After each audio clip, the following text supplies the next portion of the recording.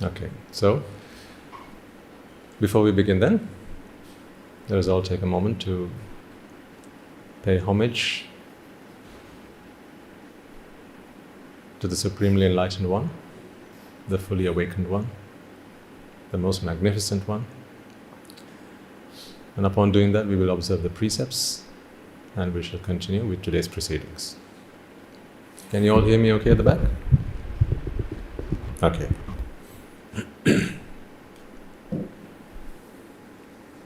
Namo tassa bhagavato arahato samma sambuddhassa. Namo tassa bhagavato arahato samma sambuddhassa.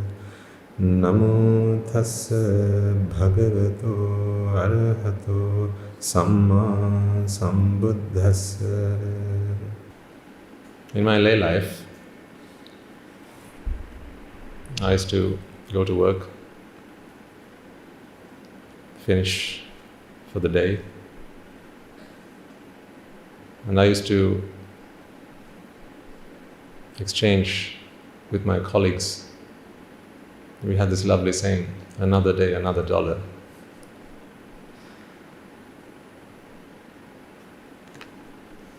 Today I look at you, and I look at him,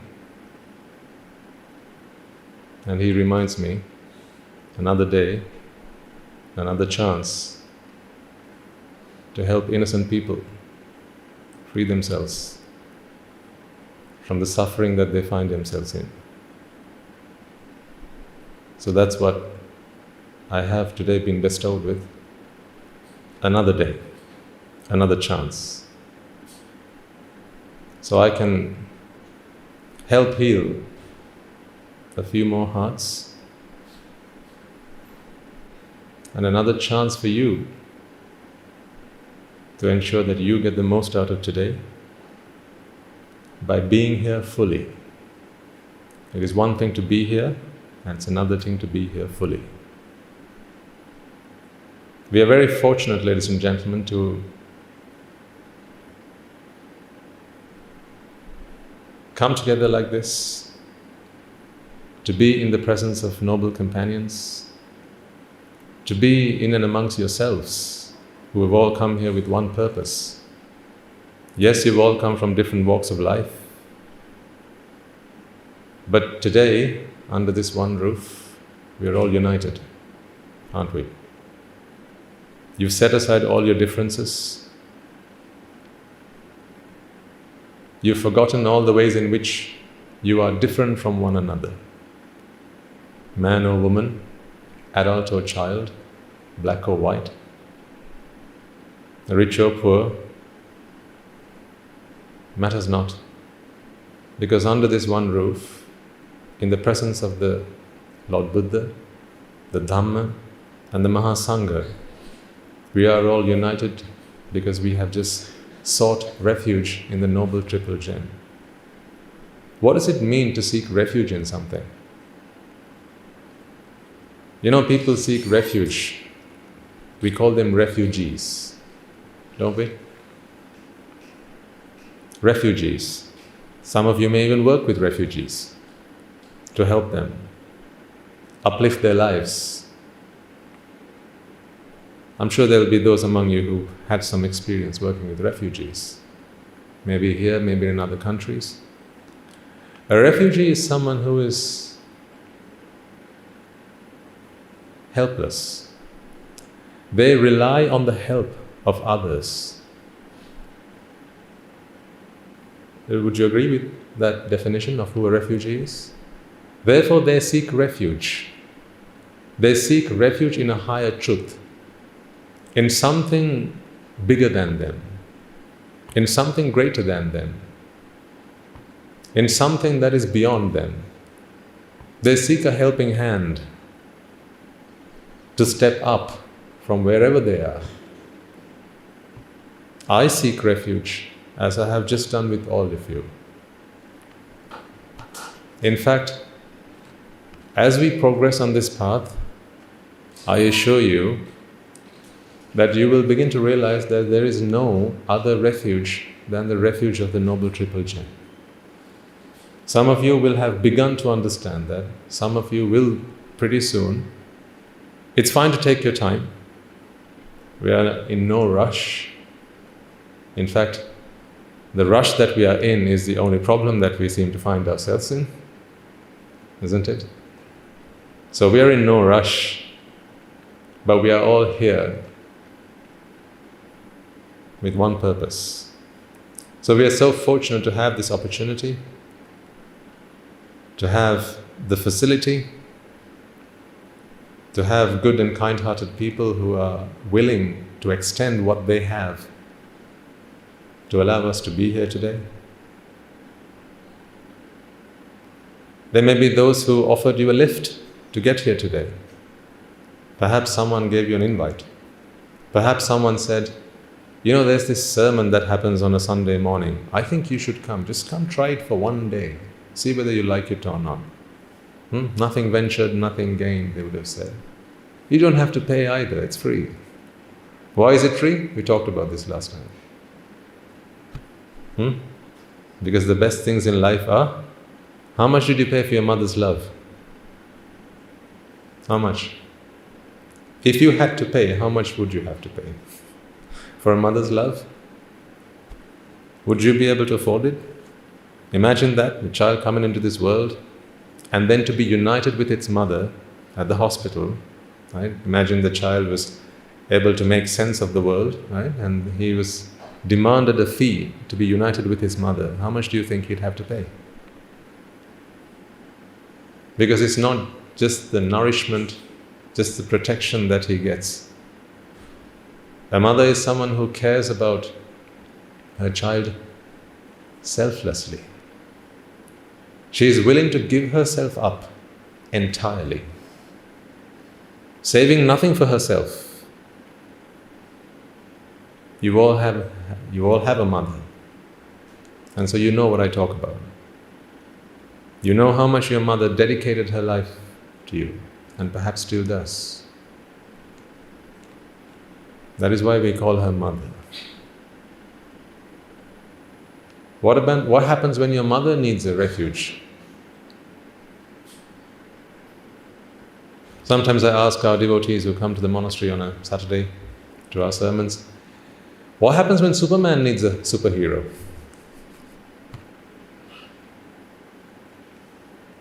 What happens when Superman needs saving? Now there are superheroes, right? We grew up learning about Superman and Batman and Spider-Man. But what happens when they need a hero? What happens when Superman gets angry and he has no control over that?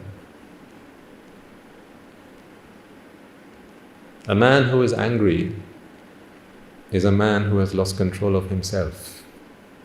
What hope can we have of him having any reign or control over somebody else? It's so funny, isn't it, how when sometimes people get bothered, annoyed by somebody else, they point their finger at them and go, don't say that to me. Don't talk like that to me. Mind your language. How dare you do something like that? I don't like it when you do like that. Don't do like that again. Please don't say like that again. Annoyed. In other words, what they're saying is, please control yourself. Ironical, is it not? So why don't you control getting upset over it?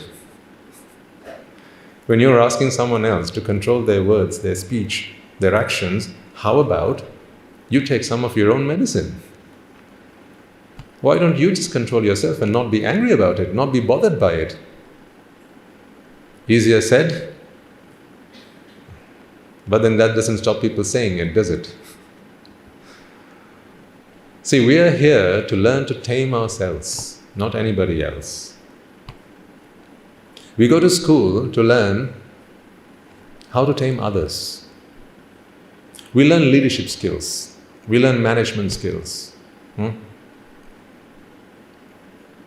We learn all these things. We learn science. We learn math. So that we know how to interact with the world, so that we can command the resources in the world.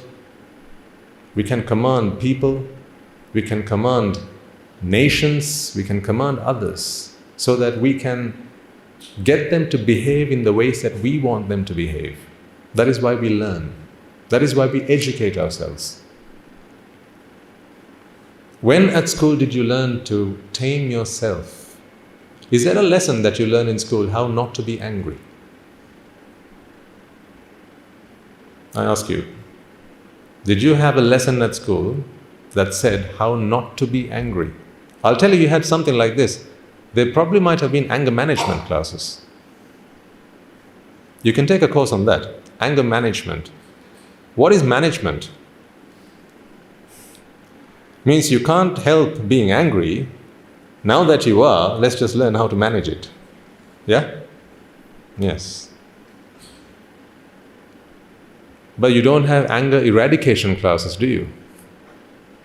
If you find one, let me know. So we looked for one and we couldn't find one, so we thought we'll start one on a Sunday morning. And so here you are. This, ladies and gentlemen, is anger eradication class. How much might you have to pay for an anger management class? You might hire a top psychologist. People who understand how the mind works. Only they don't understand how they work. When they get angry.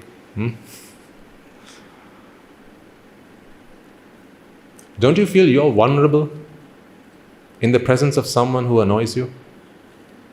Does that not bother you? You are bothered by the person who bothers you. My question is, does it not bother you that you are bothered? That you can be bothered? That you're vulnerable to anger? If you could fix that problem, couldn't you be with anybody? Couldn't you be with anyone and be okay? Does it not bother you that there are times when desire takes over your heart? When lust overcomes you? I don't mean in lewd ways. I mean, just in very socially acceptable ways even. When it takes over you, everybody has a secret. I dare say everyone in this room has a secret that only you know. It's a secret that your mother doesn't know, a secret that your father doesn't know, a secret that your brother doesn't know, a secret that not even your wife knows, perhaps not even your husband knows, only you know. You take comfort in knowing that I am the only one who knows my secret. But it comes back time and time again and causes you regret. It gives you a headache, gives you a sleepless night. But in that moment, ladies and gentlemen, where it overcame you, you didn't know what to do. You were helpless. Give me a virtual nod. Don't actually nod, just give me a virtual nod. If what I speak rings a bell with you. At the monastery, I say, give me a virtual raise of hands. So you can engage with me, but you don't have to embarrass yourself. But I bet everyone has their hand raised up right now. And I don't mean that in an insulting way. I was there where you are today. I was helped because I sought refuge. Like I said, I'm just a very normal human being. I'm just a very normal person. I have come from the same life, the same walks of life as you have. That is why I said this is nothing magical. This is not a mystery. This is not a miracle. Understanding the truth is all that is required. And our purpose in coming here, all that way, is to share that truth with you. Because I know that it's going to be a heck of a ride for you to get to the monastery. If I had the choice, I'd have you come there and not bother coming here at all.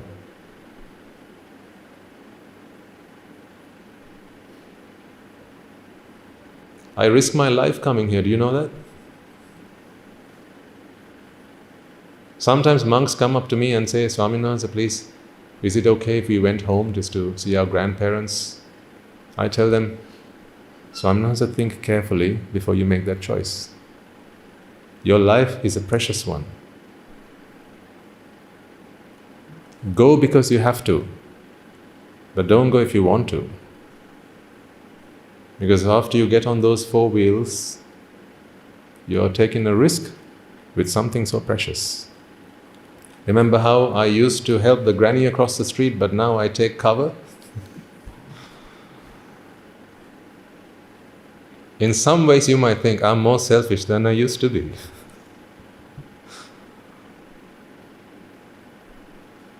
I'm selfish so I can be selfless. I care a lot because I don't care at all.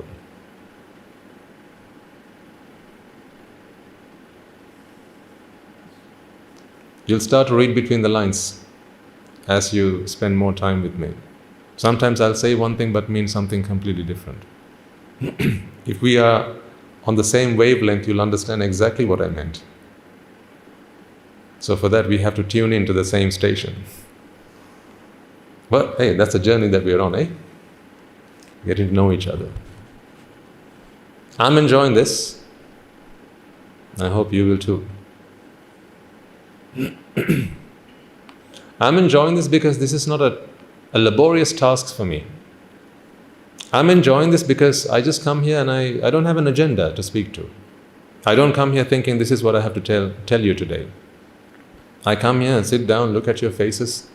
I look at his face, look at your face again, and he says, another day, no dollar. Another day, but no bother. And then I look at your faces and I think, how is it that I can be of service to mankind today? I try and look into your eyes and try and scan the room and see what might be the things that annoy you. What are your botherations? What are the things that might be getting on your nerves these days? I can't read minds. I cannot. But I trust in merit. I know that I can be a magnet for your merit power. In other words, if you have the merits to help you to earn what you have to hear before you leave this room today, I can be the radio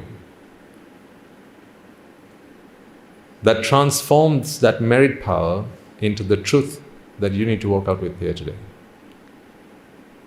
And that again is not a mystery. It's not a supernatural power that I possess. All I have is a simple heart which cares a lot. I've heard this lovely saying, and I think you'll agree with me.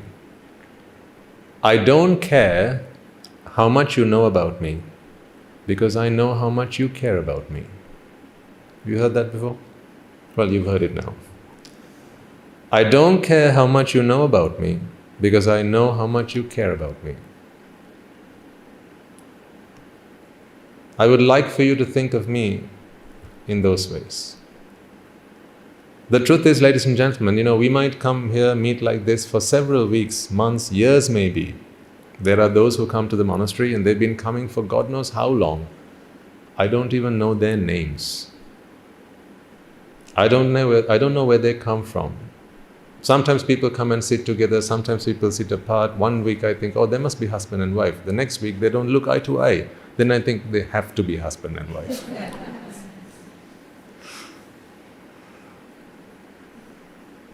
Sometimes they come with the young ones, they sit next to them. The other days they sit far away from them. Someone think they must be family. Because I know what family life is like. No? There are good days and even better days, huh?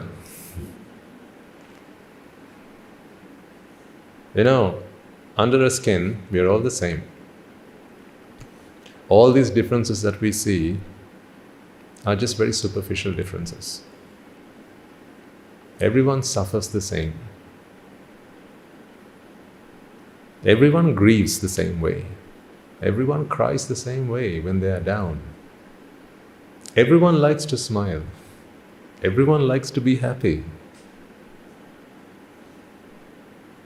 They're all the same. Whether you're a king or a beggar, whether you're a rich man or a poor one, whether you're black or white, man or woman. As I said last week to you, you see a Swamin Mahanse here, I don't see you there. All I see is an ailing mind that can be helped because you're here today. You have come here with a body that you have to carry around with you. You got no choice about it, and you can be in that until you pay your rent. Agree or not? Stop paying rent for 3 days and see what happens. What is the rent that you pay? Some of it you put in through your nose. That has to be paid almost every second, every couple of seconds. The rest of it you put in through your mouth. And the longest you can go without paying rent is how long? 2-3 days at most. Yeah? If you pass a week by without paying rent, what happens? Out, and stay out. But despite all that effort that you have to make to carry this burden around with you, I'll call it a burden in my words. You might think, oh, this is a luxury, Swami Mahansa. Fair enough. We'll carry on. We'll find out soon enough. Let time do its thing, and then you will begin to realize. There are already those among you in the audience who I can see are beginning to understand. It does not treat me like it did in my youth. After all these years, I have painstakingly fed it, sheltered it, tended to it, fixed it when it broke, stood it up when it fell down, and rested it when it was tired. Is this how you treat me? There's plenty of evidence already in the room. I want to help you free yourselves from that. Do you not want that? Who's not up for that? That you can give me an actual raise of hands, because you don't have to, bother yourselves. Who's not up for that? See, some of you are wearing masks, having fun.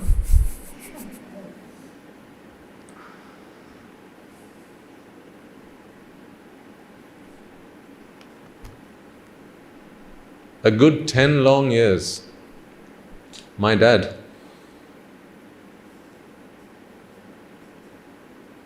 had to wear a cervical collar, just as the good lady over there is doing. I know how that feels like.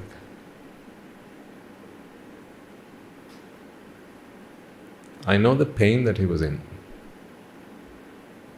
I know how when it became unbearable, in no uncertain terms, he made it known to the rest of us at home that the pain was unbearable. And those days, I didn't know what to do to help him. I thought very soon I'm going to become a medical doctor, and then I'm going to find out how to help every man and woman. Initially I thought, I want to become a cardiologist. Then I thought, but it's not just the heart that people have problems with. They have problems with their nerves and their brain, so I want to be a neurologist as well. And then I realized people also have problems with their ears, nose and tongues, and then I thought, well, throat. So I said, I want to become an ENT surgeon, all together.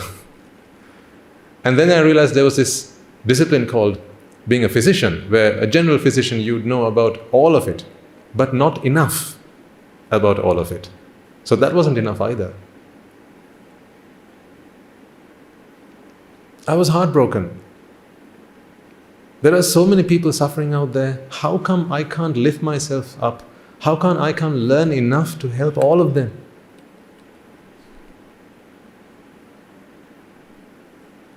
Only I could. I'd just chosen the wrong path. Until that story I related to you last week happened to me. Did I tell you I love hearing that story? So here's what happened.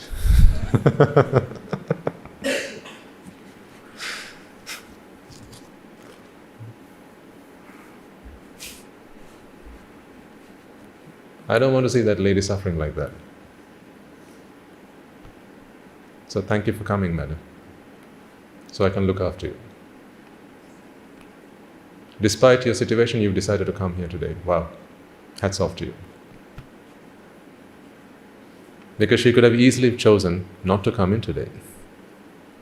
How foolish that might have been.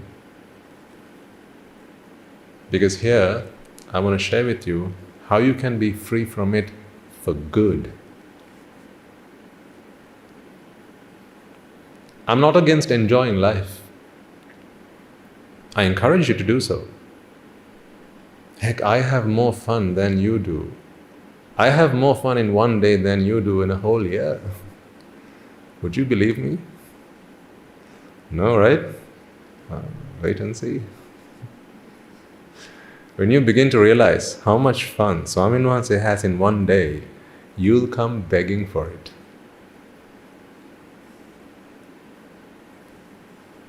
Just wait for the magic to happen. There's no rush. There's no rush.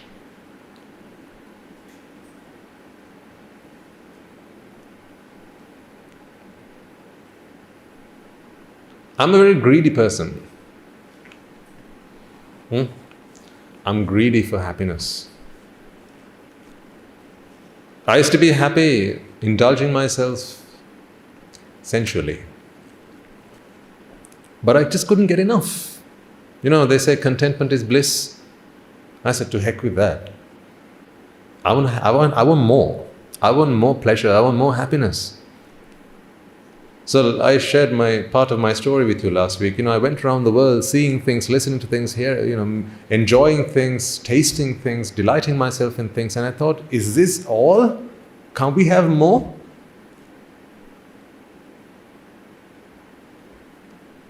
Some of the pleasures which you have come to accept and be content with, I wasn't. I looked up the richest man in the world, whoever he was at that time. And then I realized that the pleasures that he had was not enough. I thought, no, I'd not be happy with that. He seems to be, but I'm not. I want more. See, I'm very greedy. As I said, very soon you'll realize that I'm more selfish than most of you. I'm so selfish, so I can be selfless. Buddhist philosophy, not the religion. I'm not here to talk to you about religion. I'm here to talk to you about the science of Buddhism. What the Buddha realized under the tree. Not what he did from then on, setting up the sasana and so on. We can worry about that later. Remember I told you last week I had to go up to Malvatta, Kandy, for the high ordination.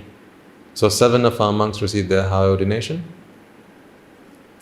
and another 12 will be receiving their high ordination again later on this month, and another 10 more will be receiving their high ordination later on around August or just before that. So again, as usual, when we went in there, these were the number of documents. This was this high up. They were stacked up. People who would come because they wanted to disrobe. Monks who wanted to disrobe. And these were the number of people. You can't even see from where you are sat. New ordinations. This many disordains. This many new ordinations. Why? Because they come for the religion. I said, let's not come here for the religion. Let's come here for the philosophy. Once you get the philosophy, then you're not here because of anybody else. You're here because of you.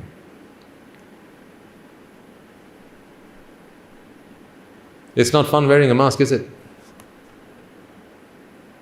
How about when you have to apply balm on your back, on your knees, and you struggle turning on the bed? Have you not had that day yet?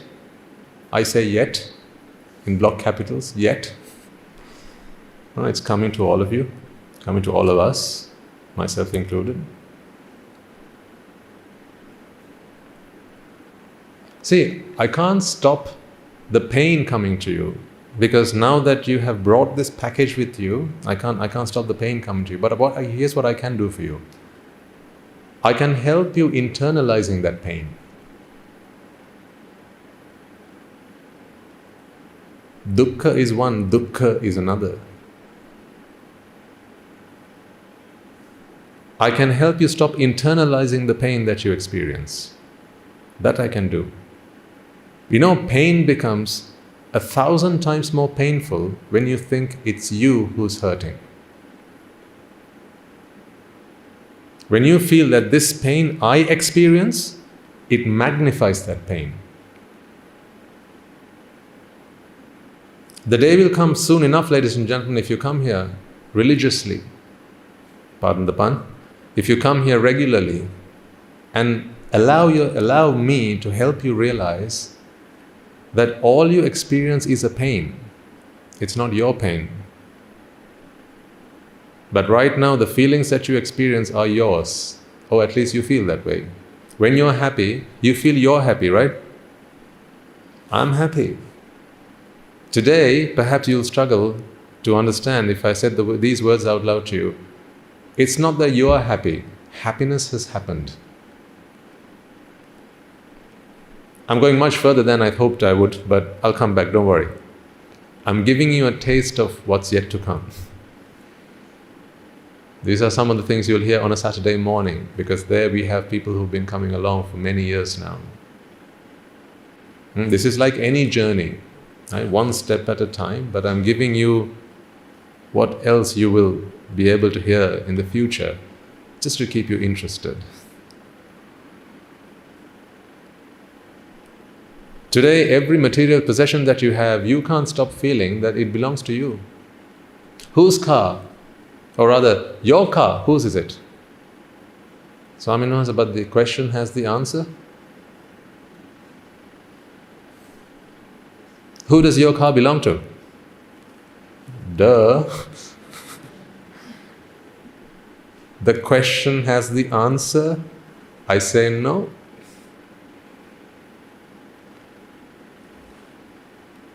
See, this car that you think is yours, okay? Let's take the car back to the manufacturer and ask them, did you manufacture this car for me? What might they say? What might they say? You know what they'll say? Who are you exactly? When I don't even know who you are, why would I make a car for you? Is probably what they would say. So they never made a car for you. At what point did the car become yours? I take a car, I mean we can take anything, but let's take a car because most of you will probably have a car, right? When did that car become yours? Just think about the process of that car becoming yours. You know, the story will be something like this, okay? Might not be exactly, but something like this. Perhaps you walked into a showroom, yeah?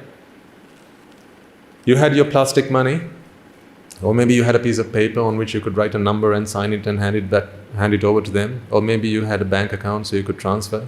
Or you had the cash in a suitcase. Whatever the case might have been, you walked into the showroom, you looked around, you said, I'd like that one please, and asked, can I go for a test drive? He said, sure. Is the car yours too? No, it's beginning to become yours though. Where? In the steering wheel, right? No? Driver's seat. Did I get that right? No? Passenger seat. It's beginning to become yours, right? No? Where? In your mind. That's where it's beginning to become yours. Now, any good salesperson who's worth his salt will say all those lovely things that will make you feel that it is more yours than it is his. He'll say, sir, look at you in that car. Oh my, oh my, oh my. You look dapper. Look at that. You look so smart and elegant. Just you driving around in that car. All the eyes that will be looking at you as you pull it out of the driveway. All the onlookers.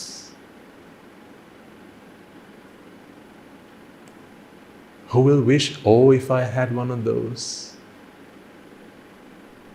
So elegant. Only a man with high taste would want to drive in something like this? Sir? What's that he said at the end? Sir? What's all that for?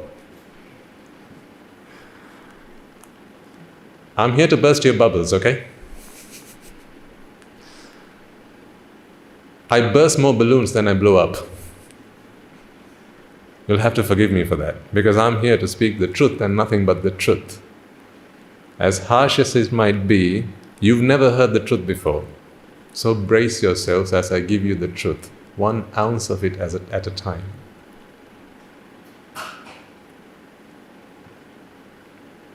Because I care about you.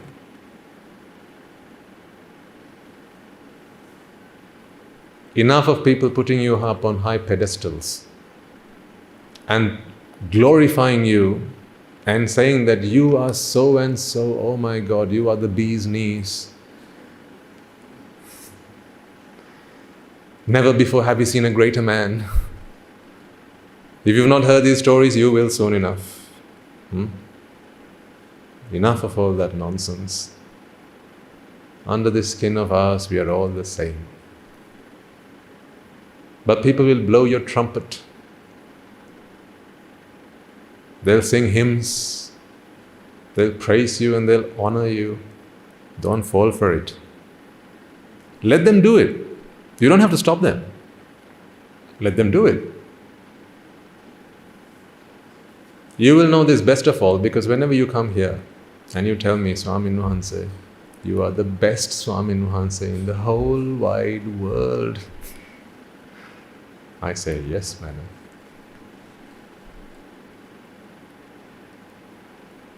I let you have that. I let you indulge in that. Not because I accept a word you say, but because it enables you to engage in merit. That's why. Because in your heart, as your heart fills with respect, devotion, honor, these are things that will see you well. Respect and honor for those who deserve it is one of the meritorious deeds. That's why we respect our parents, we respect our elders, our teachers. To have that feeling in your heart of devotion and piety towards those who deserve it is a very meritorious deed. But believe you me, ladies and gentlemen, I don't take one word of it back home with me. All of the praise and the honor that you lay at my feet, when I stand up and walk away, I offer it at the altar and walk away. None of it belongs to me. Hear me. Answer this question for me. If you saw me in a pair of trousers, would you worship me? No. Who does the worship belong to then? Who does your veneration belong to? You know to whom? This robe. Who does the robe belong to? He who gave me the robe. He lent it to me. He didn't give it to me. He lent it to me. He said, take it, do what you have to do your job, and nothing more, and nothing less. Go serve mankind. As you heal yourself, heal as many hearts as you possibly can. And when you're done, give it back. I have borrowed this robe, and I have borrowed my alms bowl.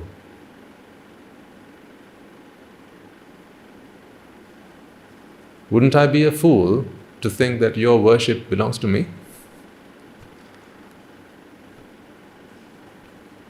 See, in the same vein, ladies and gentlemen, I speak to you. Don't let them fool you.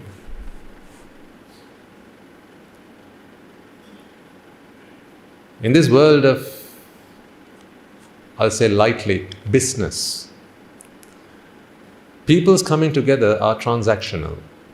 You scratch my back, I scratch yours. People only scratch your back because you agree to scratch theirs. It is not because people are bad. It's not because people are vile or vicious. It's because hurt people hurt people. I hope you had some time to reflect on your homework from last week. You know, when someone is destitute, when someone is helpless, they will do anything to get that help they need. Just ask yourselves, put yourself in those situations. Go back, take a walk in the path of life. And remind yourself those times when you needed something, how desperately you went and sought, beseeched that help. Remember how you begged for it? All honor and pride at that moment goes out the window because you want it so badly.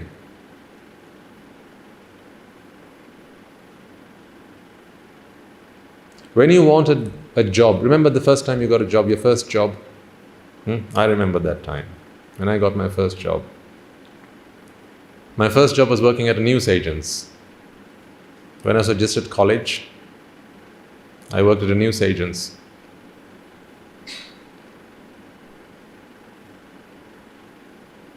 Selling things, learning how the world works, and earning my pocket money. Because I didn't want to bother my parents. Even at that point, at that time, I thought, they've done enough for me. Why should I'm a man who can stand up on his own 2 feet. I've got my arms, I've got my legs, I've got a head straight. I know a thing or two. Why should I have to bother my parents? Let me try and do what I can to chip in. And so I did. Every month I'd earn myself a decent 200 to 300 pounds just working at the shop agents, the news agents. I'd do a newspaper round every once in a while. I enjoyed that because I could do something for my family. I thought I was the one paying the bills. So mother accepted, whatever I earned, and I went and said, Mama, use this to pay the bills. She said, okay, put that, thank you. I think she probably put it in a drawer somewhere and then forgot about it. Or maybe she just went and put it into my bank account. But she was so kind enough to give me the feeling that I was the one who was paying the bills at home. But I can never say enough about parents and teachers. And from time to time, please allow me the liberty to share some of my own experiences, because as I do so, I'm sure you will have your own experiences that will come afresh to your mind. And rejoice in them, ladies and gentlemen. You're entitled to. You're entitled to rejoice in the good deeds, in the great things that your parents have done for you. Every time you think of that and every time you rejoice in it, I allow you to do so because it earns you merits. It's a meritorious deed. Just to be grateful.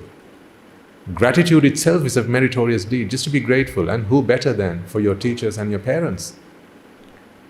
So allow me from time to time.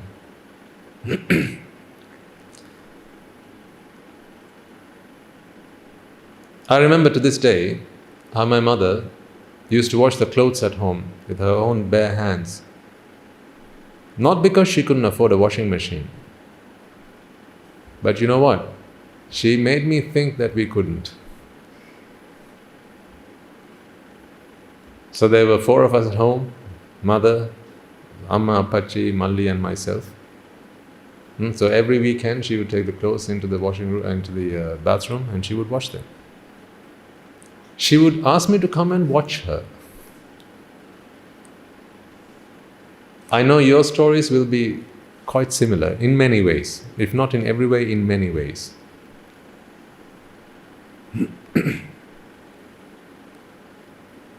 I remember the lessons your father taught you, sir.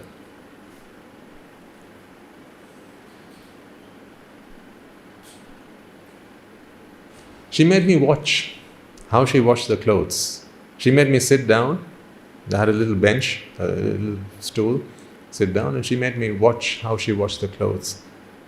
And how she would wipe the sweat off her forehead. Every time giving me the impression that life is not easy. She could buy herself a washing machine quite comfortably. But you know what she did? She waited until I earned my first salary working at the news agents and buy her that washing machine. That was the first thing I bought with the money that I'd earned. A washing machine for my mother. Now this is not to say that I'm such a nice son. That's not what this is for. I'm saying, look at what our parents have done for us. As I share this story with you, I'm sure you will have 100 stories that you can relate. Look at what our parents have done for us. She taught me that in life you don't get what you desire, you only get what you deserve. So you have to work for it. And I felt over the moon. Can you imagine that? A boy, 18, 19 years of age, his first salary, he buys his mother a washing machine. It was a surprise as well. She knew it all the way. She knew what was going to happen. She knew where I was looking. I got the catalog. I was flicking through the pages. She knew I'd call the drivers, the delivery. She knew all of it. She pretended she didn't know any of it.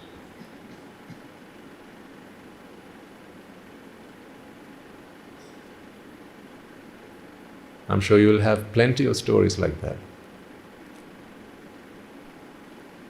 She grounded me. And later on, when I began to understand the Dhamma, I realized all this putting up on pedestals,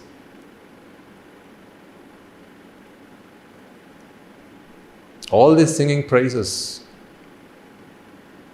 all of that is just because they want their back scratched.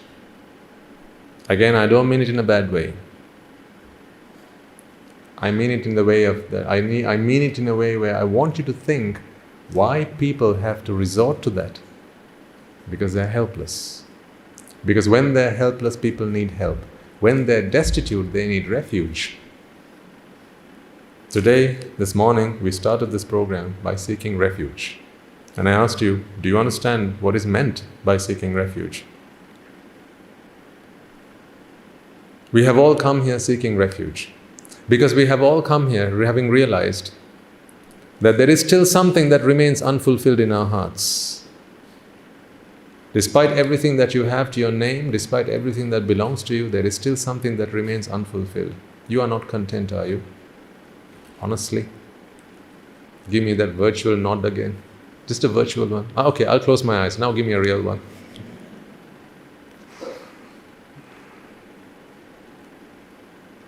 Dear ladies and gentlemen, there is nothing you can do that would embarrass you in front of me. I promise you that.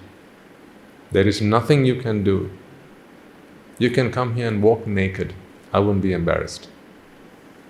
You can come in front of me and tell me every secret that you held so dear in your life. I'll be fine with that. Because I don't see a bad man. I don't see a bad woman. All I see is the product of circumstances. The product of circumstances. If I could be disheartened, if I could be discouraged by listening to someone's story, by this point, I'd have left my robes and probably ended up in Angodo somewhere. Because every living, breathing soul that walks through the gates of our monastery, they bring with them a story. And those who come along will know that every week we have about 1,000 men and women just like yourselves who walk in through those gates. And each of them, they bring a story. Why would someone walk into a monastery? It's not for the food. Why does someone walk into the salon? For lunch?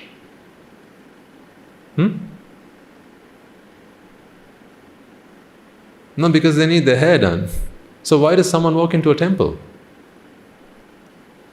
Because there's a burning fire that they don't know what to do with. Don't you agree? I mean, there's always a purpose with wherever we go, right? You go to the playground to play. You go to the restaurant to eat, have a meal. You go to school to learn. You go to work to earn. You go to the temple to stop the burn.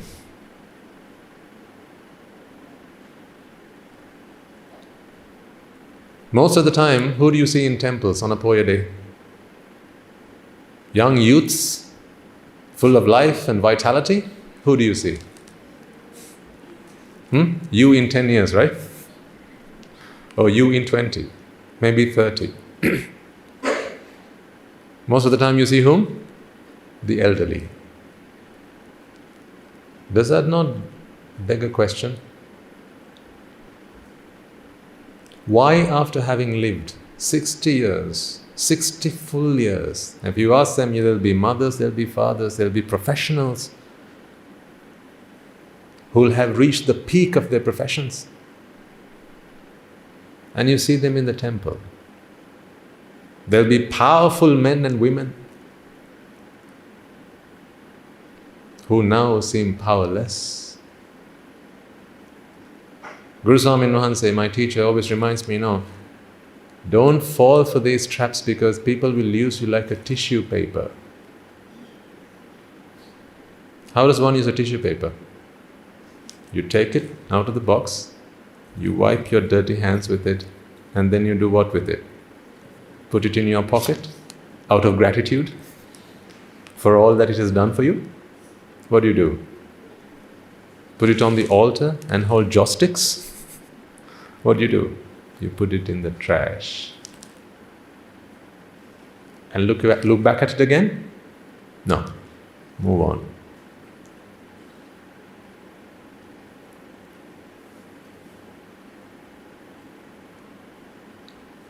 Let me give you another convincing argument. I know the stories of some of your parents, because on occasions you have shared them with me. Let's take a late parent, maybe a mother or a father. They're no more. In their time, how many men, women and children did they serve? Just think of a number. If your father was a doctor, for instance, he would have treated many hundreds, if not thousands of patients. Yeah? If your mother was a teacher, she would have taught many hundreds, if not thousands of students. Etc., etc., etc. Okay? Now they are no longer. How many people do you think go looking for them? Go to the cemetery, buy their tombstone and lay down flowers in their name? Tell me. You do it. Still. But what about those people who made use of their useful life? Perhaps your father was the best surgeon around. And there was a patient who had a very complex surgery, and it was your father who saved his life. At the point he was treated, he thanked him profusely and said, "You saved my life, sir. Without you, I wouldn't be alive today." The man was cured. He went back home. A year passed. Perhaps he sent a letter, a thanking letter, the first year. After that,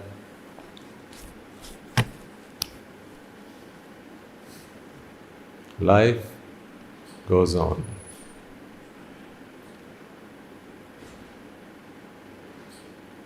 Did he come to the funeral? Today, every year at his death anniversary, you give a dani. You do an almsgiving and you transfer merits. Do you think the man who your father healed does a merit transfer at the end of the day before he goes to bed? Do you think he does a merit transfer at least on the anniversary of his surgery? You think he does? Are you so naive? You know that doesn't happen, right? But if your father had asked him, "If you want me to do that surgery, you have to do a merit transfer. You have to give me a meal. You have to do this, you have to do that. I call the shots and you do it." He would have done any of that because he wanted his back scratched.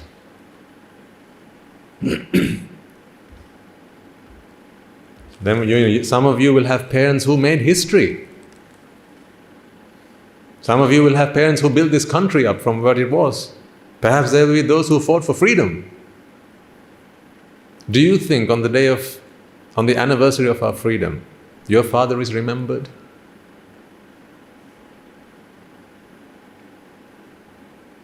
You remember him still because he was your father. That's it.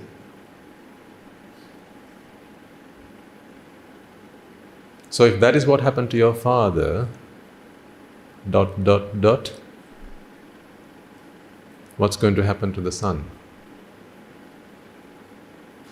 And what's going to happen to the daughter? The sons and daughters I'm looking at right now.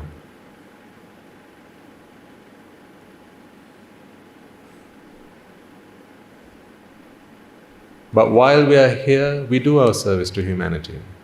My point is this: I don't expect any of you to think anything of what I have done for you today or in the many years to come. After we've left, we've departed. That's fine. But what I need you to understand is, don't fall for that trap. When they come and sing praises that you are the next best thing to sliced bread, don't buy that bread. It's stale. Don't fall for that. Remember, for a back to be scratched, another back has to be scratched. This is not that from now on, God, Lord, I thought people were so kind and so generous.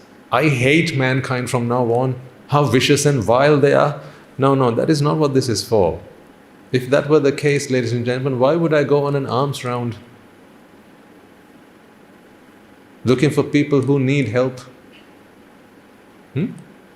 Why would I come here all the way from the monastery looking for people who need help? I told you, come with empty pockets. Leave with a full mind and a full heart.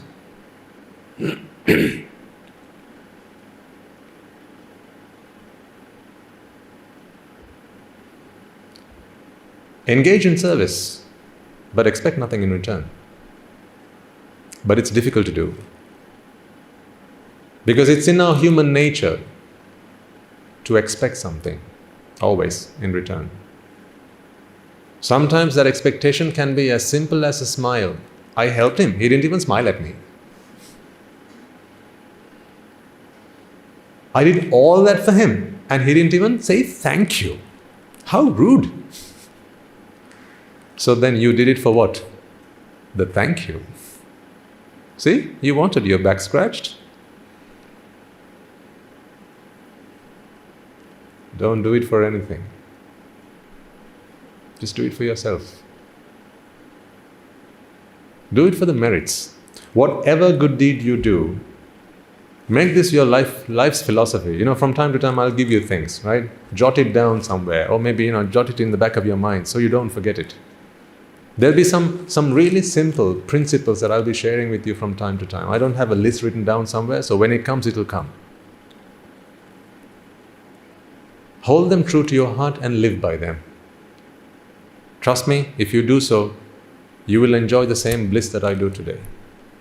Like I said, you don't enjoy the bliss that I do in one day, in a whole year. But you can. Soon enough you can. I'm here to help you do that.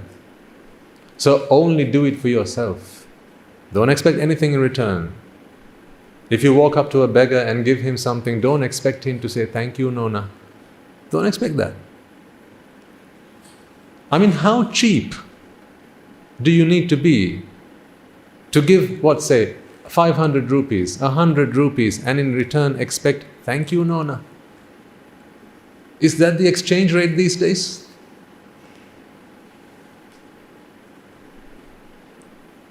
Let them be cheap. Don't you be cheap. Don't exchange what you give for a thank you. Those are just two simple mere words. Don't exchange it for that. Expect something bigger, something greater, something larger than life. I told you, I don't charge you a penny, but from the moment you started listening to this sermon, I've been charging you and you don't even know it. I charge by the word. I don't want you to come and I don't expect you to come and say thank you. You can. And you're welcome. But I don't expect to thank you.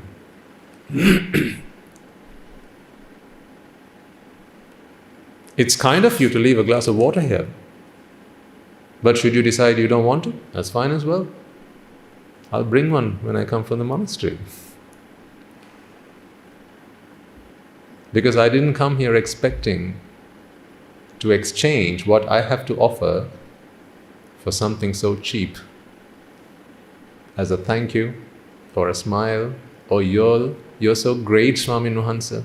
I don't expect any of that, because I don't exchange it for that sort of mere, those meager little rights. I expect it for one thing and one thing alone, something priceless, that is Nibbana.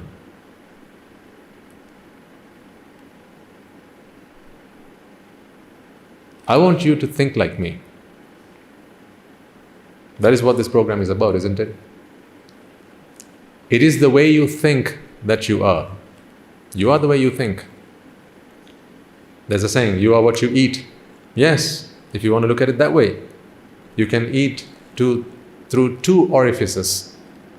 There's one under your nose and there's one above your eyes.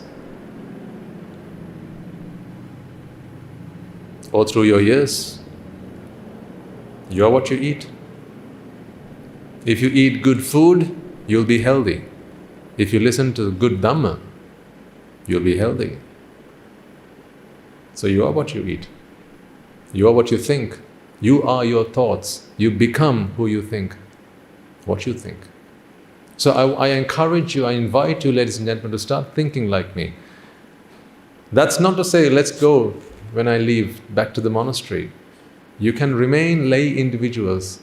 What I want you to start to do is to adopt an attitude of a monk. Enjoy the lifestyle of a lay person, perfectly fine. But begin to adopt the attitudes of a monk. What I shared with you was one of those attitudes. We give, expecting nothing in return. Isn't that a good philosophy of a life? Because when you expect something, isn't there the opportunity for something much worse than that?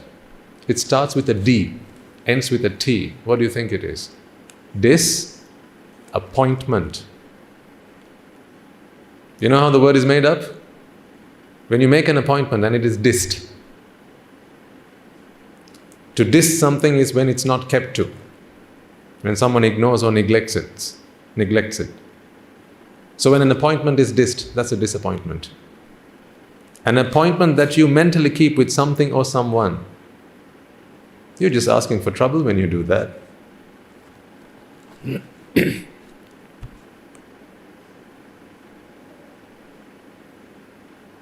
So adopt that as a philosophy in life.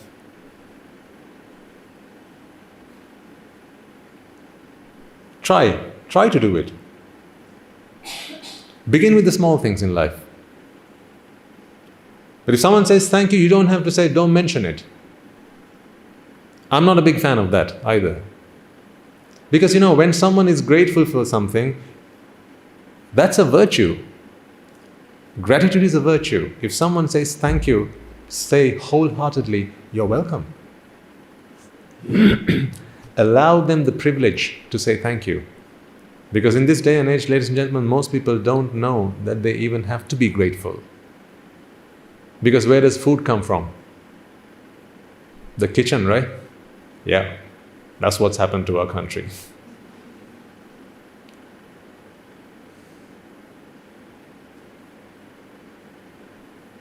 What people don't understand is how the food got to the kitchen.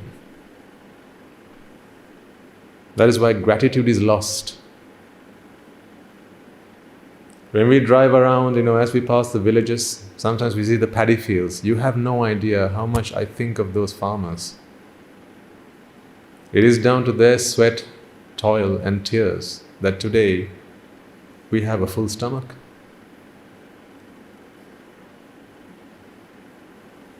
₹500 cannot buy you a meal. That's the price you pay at the shop. But for ₹500, do you think they're going to go and plow the fields for you? And till the soil for you?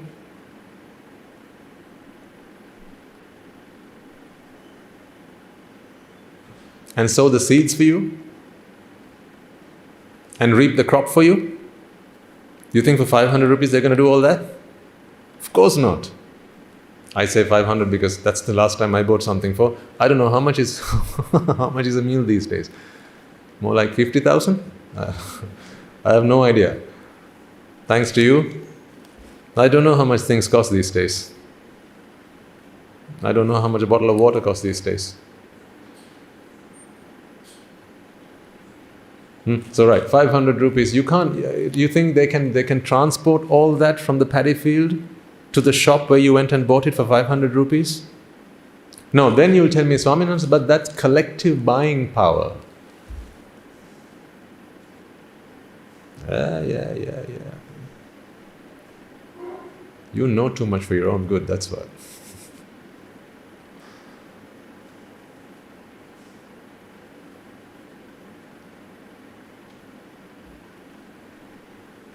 You know, when the waiter at a restaurant comes to you and brings the bill, right? And you pay the bill, why do you normally tip the waiter? Why? Today it may be because it's customary. It's customary to tip the waiter. It's rude not to. Perhaps that is why today some people do that. But I think we don't need to be so narrow-minded about it. Let's understand why we do that.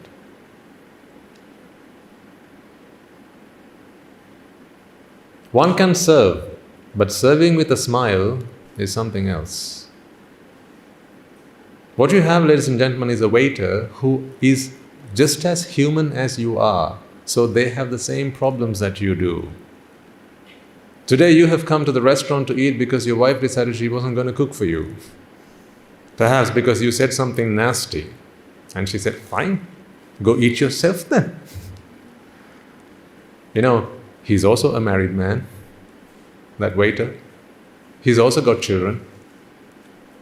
He's also got problems.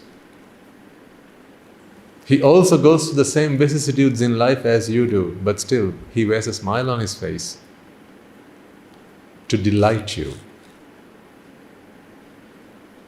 You pay what it says on the bill for the food. You tip the waiter because you can't give enough for the smile that he puts on his face to delight you. Service with a smile. That in itself, it's not just a smile. Think about the feeling behind the smile. Some might do it because, they're expected to at the job. You have to serve with a smile. But I don't think everyone's like that. I think there are people out there, professionals out there, good, hard-working people out there who serve with a smile because they care. Aren't you someone like that? So are you the only people in the world who are like that? No, if there's one like you, there's more like you. There'll be teachers here. You teach your subject matter to your students, but don't you do it with a smile? That smile may not be very obvious on your face, but there's always a smile in your heart because you care. How do you pay for that? What is the currency to pay for that? How do you reconcile that account?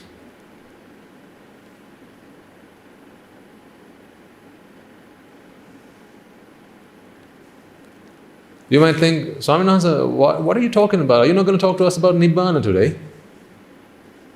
This is Nibbana. This is practical Nibbana. You read the sign out there, right? What did it say? A step by step. What approach?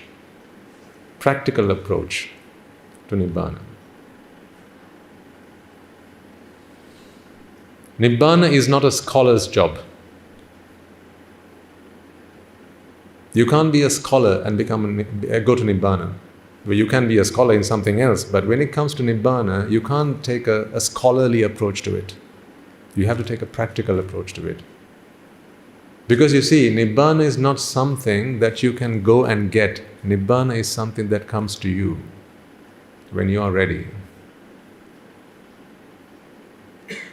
So in the books of the Tripitaka, you are not going to find Nibbana. You'll be like, what? But isn't that where it is contained, all the scriptures, all the sayings of the Buddha? Yes. If that were the case, everyone who's been involved in printing the Tripitaka, typesetting the Tripitaka, binding the Tripitaka, packaging it, boxing it, and selling it. They should all have become Arahants by now, shouldn't they? If Nibbana is in the Tripitaka, it's not enough to read the letter. You have to get the essence of it. You've all read, what do you call them? Self-help, positive thinking books. Most of you will have. Stephen Covey's, the likes of him, Zig Ziglar. These people who've gifted mankind with thinking behaviors and patterns that are conducive to one's productivity. They wrote the book, fair enough. But what about the people who typeset it? How to become a millionaire? There'll be a book typeset by a poor person. I have a point. How to become a millionaire? There's someone who proofreads it. If he were a millionaire, he wouldn't be there proofreading it. He'd be making his millions. I've not seen a millionaire proofreading a book before it goes to the press. So do you see, reading it letter by letter is not sufficient for someone to become the essence of what those words contain? Because it's an internal transformation. A million is what comes to you when you have the mindset of a millionaire. It's not something you go after. Folks, if I charged you for this stuff, you'd be bankrupt by now.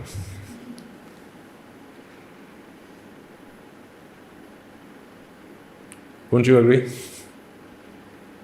These are the kind of things, I'm talking things related to Nibbana, but I'm actually not really talking to you the spice or the essence of Nibbana just yet.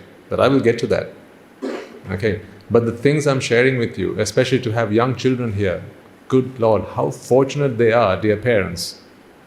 You have been very wise to bring them along.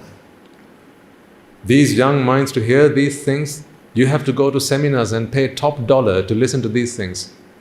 I'm not even talking about Buddhist philosophy here. I'm talking about philosophies for life. You have to speak to a millionaire, to a billionaire, and they'll teach you how to become a billionaire. A millionaire is not someone who goes after the million. He waits, and the million comes to him. We don't work hard, we work smart.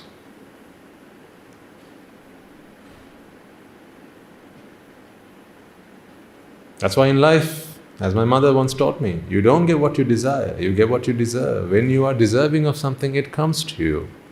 How does the wind blow? Madam? Sir? How does the wind blow?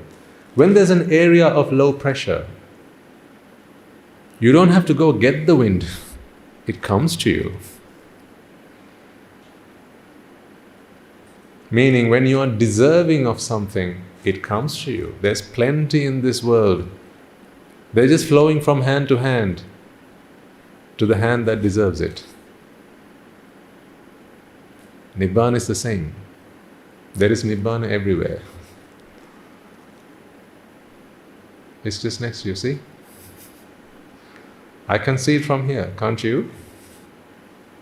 It's right under your nose. Have a feel. I don't know whether that is why some people breathe in and breathe out. Nibbana is right under your nose. It's just there. So why have I not yet attained Nibbana, you might ask? Because first you have to become deserving of it. Have you ever heard the saying, the Buddha or the Bodhisattva sat under the Bodhi tree where he found Nibbana or where he realized Nibbana? He realized Nibbana. So he didn't find it at the tree, at the root of the tree, did he? He realized it. You find something you don't have. You realize something that you have. You realize, okay, I have it. I've always had it. That is what Nibbana is. So you see, I'm not here, I don't bring Nibbana from the monastery and give it to you. It's not in the sandwiches that you get in the afternoon. We don't pack it up in the sandwiches. I don't have it with me. It's not in this fan. So when I bless you, you don't get a bit of Nibbana. So you don't have to come and sit where you feel the wind blowing on the fan. No. I don't bring Nibbana with me. I help you realize it because you bring it with you. You bring Nibbana with you. You've got it with you right now. So please don't give me the credit of giving you Nibbana. I can't give it to you. I can only help you realize it. But to realize it, we must become deserving of it. And then we begin to realize. For that, an internal transformation has to happen. Our thinking patterns must change. Do you know why rich people are rich? Did I ask you this question last week? No. Maybe somewhere else, because I've been doing a few sermons in some schools lately. So I've been talking to some grade 9s. I asked them, you want to become rich one day, yeah? She said, yes. I said, why are rich people rich? She said, because they have money. I said, no, Dua. If you think rich people are rich because they have money, right? If someone takes on board that mindset, do you know what they'll be doing from then on? They'll go looking for money. They'll kill for money. They'll steal for money because the possession of money, if they believe, is what makes someone rich. That is wrong. Rich people are rich because they give. That is what I taught her then. Rich people are rich because they give. So then why are poor people poor? Have you ever seen a poor man come and say, I've got something, shall I give it to you? When you stop by the traffic lights, have you seen a poor man come and say, they knock on the window, no, the shutter, you lower it, and he says, Madam, I have 500 rupees, would you like it? Is that what you've heard? No, what do? They ask. They beg. And that is why they're poor. That is why they will always be poor. Because what they have is a poor man's mindset. A poor man's mindset soon enough bring a poor man's pocket. A rich man's mindset will soon enough bring a rich man's pocket. If you are rich today, it is because you have a rich mindset. That is because you give. If you are rich, you know you give. Not just money. Money is just one way one could be rich. What do you think I am, rich or poor? I don't have a cent to my name though. I am rich in whatever I give. That is what I am rich in. You will be rich in whatever you give. So in whichever way you are rich today, in that way you have what?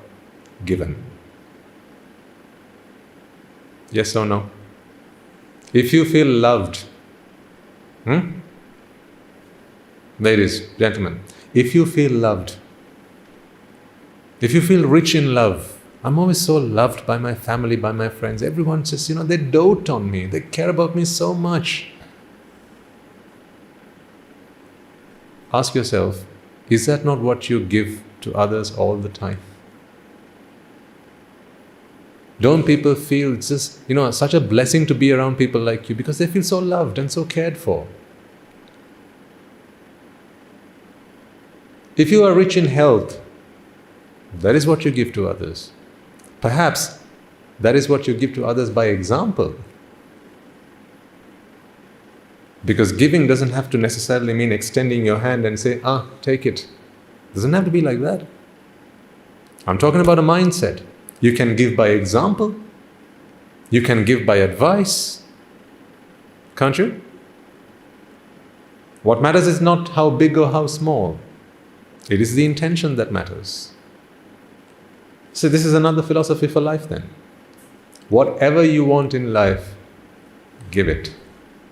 But I know you have a problem now. But, Swami answered. How can I give what I don't have in the first place? Swami answered, I'm poor.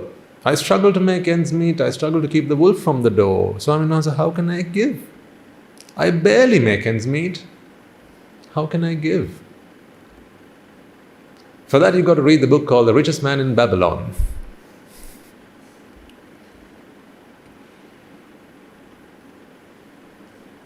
I didn't fall from the sky, ladies and gentlemen. I came on a journey. That is why I stopped when I found the destination. I have read all those books. I have listened to all those speakers. I have been to the conferences and the seminars. I have listened to the successful people in life. I have listened to all the motivational speakers. You name them, I can tell you exactly what they said.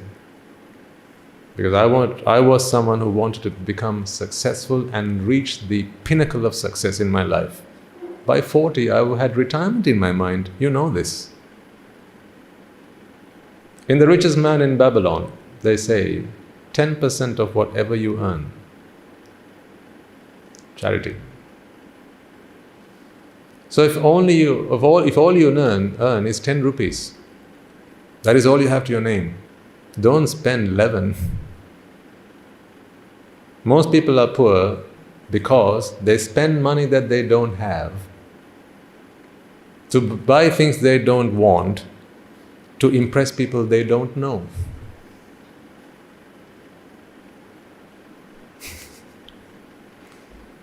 Agreed? What a broken philosophy. So you end up with broken lives.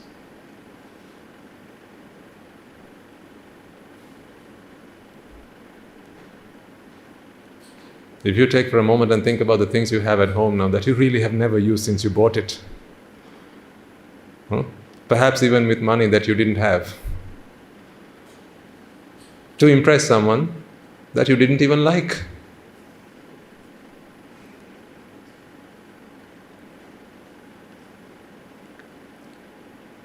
But things can change. We are here to change, aren't we? Are you here because you know you're right? Or are you here because I may know a thing or two, Swami knows, but there are a few things in life where I think I've gotten wrong? Is that why you're here? Hopefully for the latter. That is why I'm always with my teacher at his feet. I'm very wary that I might make mistakes because I'm not the perfect one. There's only one perfect one. Oh, I am imperfect. That is my middle name.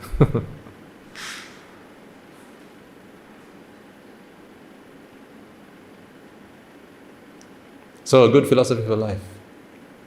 Whatever you want, be someone who gives it. If you have little, give that little. Why do I go on that arms round? You've got to ask. You've got to think about it. I don't come to you because you have. You don't just have the means, but you also have the means to give. If you choose, you could go to the temple of your choice, maybe not just in Sri Lanka. If you wanted, you could travel to the other side of the world and give an almsgiving to the biggest temple in the world somewhere. If you wanted, you could do that. But what about the poor people who live in the shanties? They can't even pay the bus fare to get to the temple. So I go to them because they can't come to me. You don't come to me on Saturday, so I come to you on Sunday. Until you realize that trip is worth making. No rush. Take our time. You see these 5 fingers? One day the thumb thought, I should go reach the middle finger. So he prepared himself and he set a foot. He moved a step forward. He said, oh, you've moved as well. Let me try again. He moved another step forward. Trust me, I'm just moving my thumb. I'm not intentionally moving any of the other fingers. I'm just moving my thumb. Can you believe me as I say so? Please, yeah? Let's move the thumb one step further. This guy is trying to reach this guy. When do you think that's going to happen? Not in this eon. So for any hope for this guy to ever come into contact with this guy, there's only one thing that can happen. What do you think that is? He has to come down to his level. This is what all great people do. They come down because they know where they've been, they know where they were, and they know that all they're doing is doing what others did for them. That is how the world works. If you're a teacher in a classroom teaching your students, do you expect them to understand everything you do, or do you break it down and simplify it so that you go down to their level and teach them until step by step, day by day, year by year, they come up to your level? That's what you do, right?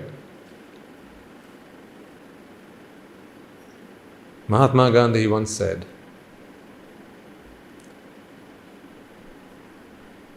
the measure of greatness of a society can be seen in how they care for the most vulnerable. This is what's happening.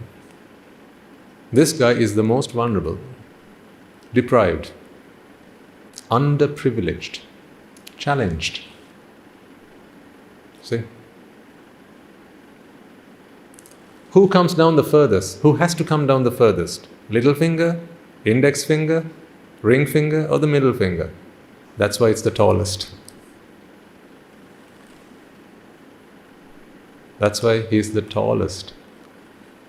He's willing to come down and bend down the furthest. That's why he's the tallest.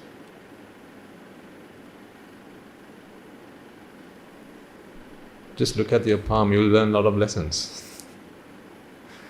This is the palmistry that I teach. I don't know the science behind the lines on your hands. I don't know that science, but I know this science.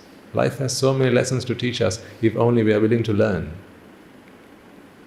As they say, when the student is ready, the teacher appears. From where? He was always there.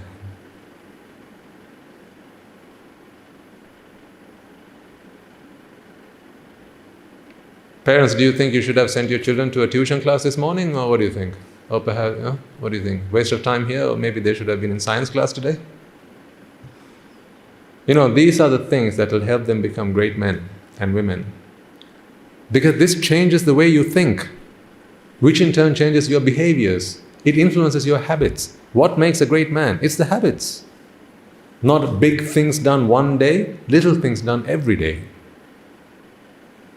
If you've become successful in life, it's because you did little things every day consistently. There's something called the compound effect. Even Nibbana, do it little by little. You might think, aren't we too old, Swaminos? Have we got the time to be doing it little by little? Better do little and achieve something than try and do it all and achieve nothing.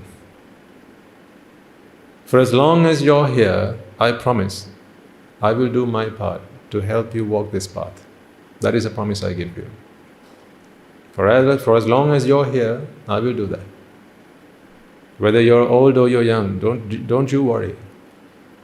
Yesterday in the sermon, yesterday morning's sermon, we talked a lot about the environment in which you need to find yourselves in. Environment is everything. If you're in the right environment, all of the factors that you need will bring you there. See where you are today, right now. You're in the presence of noble friends who've come here with one purpose. When they are here, they're not going to talk to you about what you did, where you went out last night, what happened at the party. They're not going to ask you those things. Because here you're in noble companionship. This environment will help you one step at a time to change your thinking patterns. As I said, Nibbana is an attitude. When you attain Nibbana, ladies and gentlemen, nothing in the world will change. All that will have changed is you. When you change, the whole world changes. That is why it's called insight. Initially, you just open your eyes and you look, and that is sight. But when you open your wisdom eye, you can look within and you see it through insight. So allow the transformation to happen. Let it take its course. Let's not rush. But there is one thing you have to do. Bring yourself here. That, of course, I can't do. I've come that far. You can come this far, can't you? So that is why I have a lot of respect. When everything was fighting against her, she's decided to come here today. Perhaps there was on one occasion she thought, should I with this? What will people think? What's easy to do is easy not to do. That's why many people don't do it. What's easy to do is easy not to do. It's easy to adopt the good habits, but it's easy not to. But the good lady has decided to come here today, so I have a duty now to fulfill. I want you to be able to live full lives, rich in whatever you fancy. If you take these principles, ladies and gentlemen, you can be rich in whatever you fancy. If it's Nibbana you decide to seek one day, then that you will be rich in. If it's not Nibbana you're interested in just now, whatever you decide to be rich in, if you apply these principles, you will be rich. That can be wealth, that can be health. If it's Nibbana, when it eventually you feel, yep, you know what, I think it's time I started working on my Nibbana, if you apply these principles, you will attain Nibbana. Now, what is Nibbana? That's a big question. What is Nibbana? Because we need to know where we are heading before we get there. So we know where to set our bearings right. Oh, and by the way, please do understand that this is not a motivational speech. Although you may be motivated, the intention is not necessarily to motivate. I always go on about this. There are 4 things that one needs to become successful. Number 1, you need inspiration. Inspiration is getting a clear picture of where you need to go. Which direction, north or south? Which direction do I go? That inspiration will do for you. Secondly, you need motivation. Motivation will get you up on your feet. Because knowing where you need to go is not enough. You have to get up and put that first step forward. You need motivation. Thirdly, you need discipline. What does discipline do? You know, the first step was easy. The second step is a little bit more difficult. The third one gets a little bit more difficult, and the fourth one, and so on, until you know what happened with your gym subscription. Remember?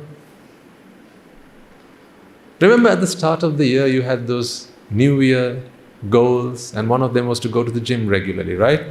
Yeah. Remember that bicycle machine you have at home? The running machine you have at home?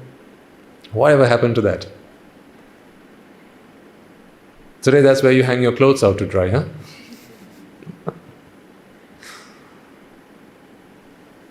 One reason and one reason alone. You like the discipline. That's all. Because you were inspired. So you thought, I have to get fit, I need to get healthy, looking like this, like a pumpkin, I can't carry on like this forever, so I better do something about it. So you went there, you got the bicycle machine, you brought it home, you got the gym subscription, all of those because you were motivated enough.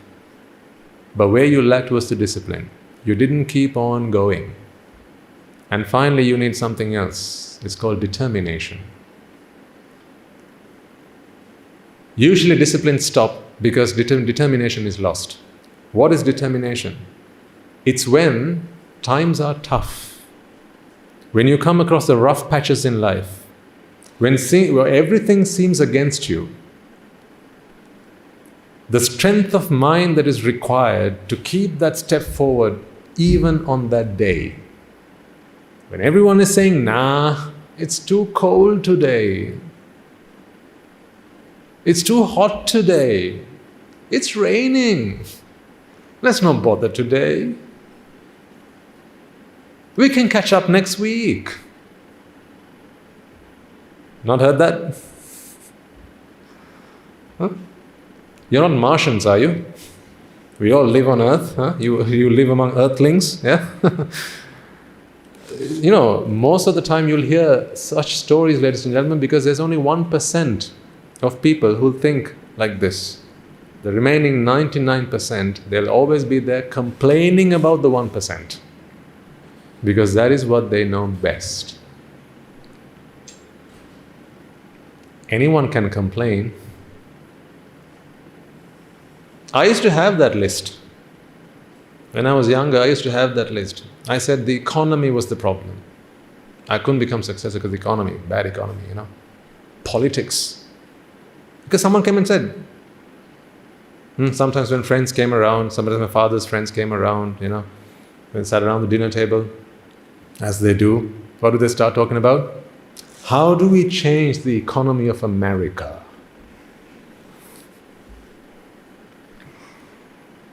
We are 1,000 miles away, but people want to change the economy of America. They want to oust the president of America and appoint a new one. All that they do from just sitting around the dining table, watching TV. One of the biggest misused instruments that mankind has ever invented, the television. We'll talk about that another day.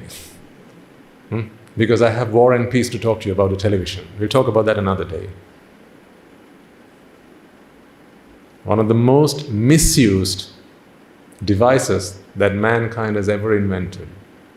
There's no such thing as a bad invention, but in the bad hands, even the best things can be used for chaos and destruction.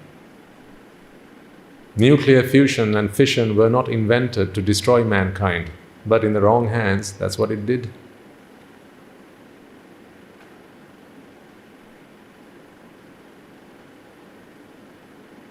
If you've done any history, world history, and studied a little bit of that, you know these things.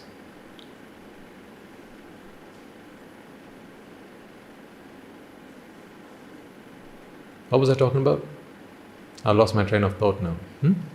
So I said, I don't come with an agenda. I look at your faces, and if you were like, yeah, so I just carry on. What was I talking about? Madam? Television, yes. What happened before television? Black and white. Before color television. Determination. Thank you, madam. Thank you. Determination, yes. So determination is required when things get tough. Because what people don't realize is, when the going gets tough, very soon the tough gets going. But people don't wait for that to happen. I'll say that again. When the going gets tough, pretty soon the tough will get going. But you just have to hang in there.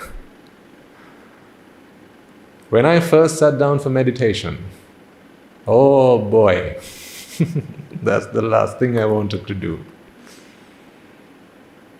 But I hung in there. I hung in there. Got my teacher's advice, and I hung in there. I remained. I waited. Because the going got tough. Toughness is where life shows you, here's your limit. Break it.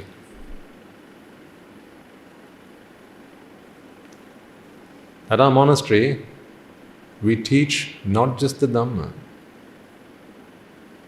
We are 450 strong today, ladies and gentlemen, because we speak the Dhamma, the truth, but also these philosophies that completely transforms mindsets. Because it's not like a workplace where you can interview people before you get them in, right? If you work at a company, you do an interview, a job interview. If you don't like them, if they're not fitting, if they have a different mindset to you have, you say, no, go away, take that course and come back later. But at the temple, we can't do that. You get people from all walks of life and all sorts. There are people who are the go-getters, and there are people who are just very laid back. Those of you who know us know how much social service we do at our monastery. But all centered and anchored on one thing, Nibbana and Nibbana alone. We live and breathe because we want to attain Nibbana, nothing else. Some of you will know we have plans to set up a rehabilitation center pretty soon. A drug rehabilitation center, because we know how much it has become a problem in this day and age. But the biggest problem with rehabilitation centers today, I'll come back to deep determination, remind me. The biggest problem that people have who are engaged in this rehabilitation is relapse. Because what they don't know is, how do you stop someone from wanting to take drugs? That they don't know. They can teach them the consequences. They can teach them the consequences. I mean, come on, consequences are pretty obvious. You just have to go and stand in front of a mirror and you can see it all. You can teach them about the side effects. You can teach them about the harm and the damage that it does. All that is possible. But what you can't stop is to help them stop wanting it. Because people don't know how wanting happens. The best psychologist in the world does not know how wanting happens. So if you look at some of these rehabilitation principles and theories and therapy, I have got nothing against them. They do the best they can. People who work in this profession, people who work in these fields, my God, they work their socks off. They care so much about these young people to help them recover. In a very recent survey that we did in the Sri Lankan prison system, ladies and gentlemen, 14 to 40-year-olds, or rather 17 to 40-year-olds, I think most of our youth are in prisons these days. I would say almost the majority of our youths are in prisons these days. It costs the taxpayer 7 billion rupees a year just to maintain it. That's just money down the drain. What if we could resuscitate them? What if we could share with them these principles? Because these are human beings, for heaven's sake. They are men, women, youthful, energy, full of energy. Put Nibbanas to a side. What if we could make teachers out of them? What if we could make doctors out of them, engineers out of them, laborers out of them? Matters not. But the problem is relapse. If you don't know how to stop someone from wanting something, no matter how much you try and deprive them of it, soon enough they'll just go back to it. But we have found the cure. Just like you can stop anything, stop wanting anything, you can also stop wanting drugs. But for that, you need his philosophy. Very soon you will learn all this. Very soon. We have a children's home at the monastery. Young orphans, some of them. Others, parents who voluntarily send their children because they want their children to have a safe upbringing. Because they know that science and math alone is not going to help their children become virtuous citizens. They'll become educated, they'll become intelligent. But they need noble companionship. And in that children's home, we do a special program for them. We teach them. We teach them about the subjects that you learn at school, but also we teach them good values, principles, and these philosophies that transform them.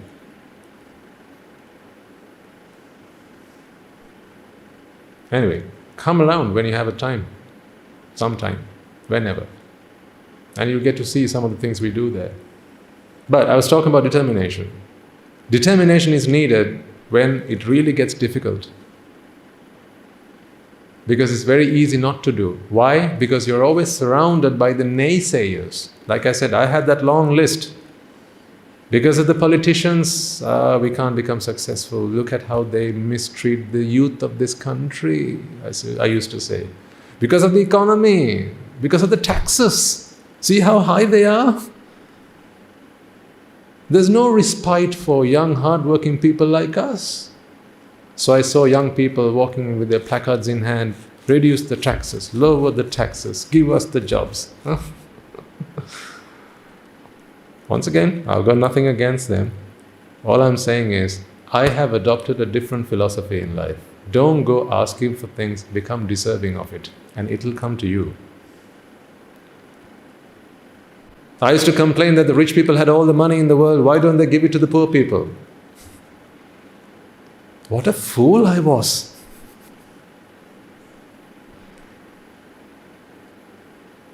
How naive. Please don't bring your children up like that. Please.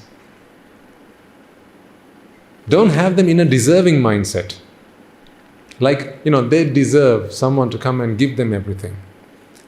Transform them to a contributing mindset. That is how I changed myself.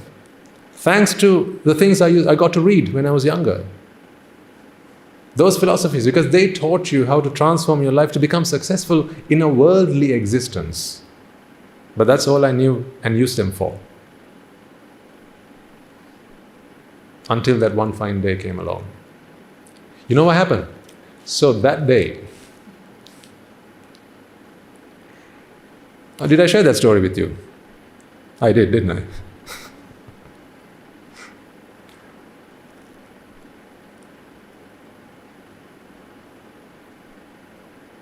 What is Nibbana?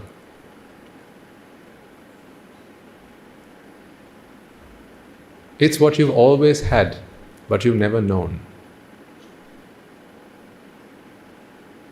Imagine you have a best friend,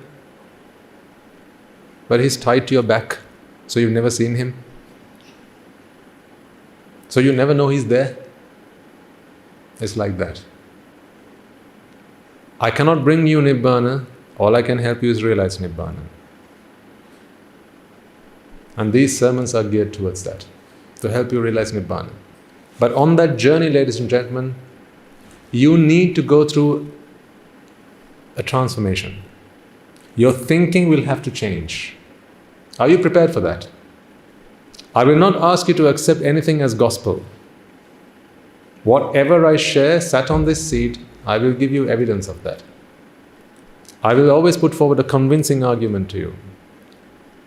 I may not be able to give you an opportunity to ask lots of questions, because if we start doing that, we just won't have enough time to do all of it. But although I can't read your minds, I can understand where you're coming from, because I've done this a fair few times now.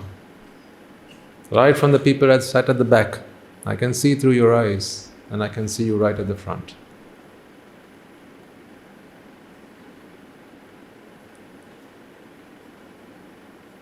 I don't know much about you, but I care about you. Is that not enough? I care enough to come all the way here. Not enough? At the monastery today, Sunday mornings, you know what everyone does? All of the monks, all of the anagarikas, all of the anagarikas, everyone, we come together and we meditate till the almsgiving in the afternoon. I've given that up to come here for you. That meditation, which was so difficult for me when I first tried to do it, today, I love it. Because I don't just close my eyes and just wander into sleep. I reflect on the truth. And there is nothing more uplifting, more energizing, more revitalizing, nothing more therapeutic. Is cathartic. Nothing more enjoyable than reflecting on the Dhamma. Dhamma piti rasam pibam, the Buddha says. Drink the Dhamma, consume the Dhamma, and enjoy in the bliss that it brings to you. It's like elixir. Hang in there. Today, believe me because I say so. Tomorrow, you will believe because you feel so. Just hang in there. Hang in there and do one thing. Think about the things I share with you, because I only get this chance once a week to talk to you. But everybody else talks to you all the other days of the week. Right? So I can only have this influencing power on you for 2 hours of 100 and however many hours in the week you have.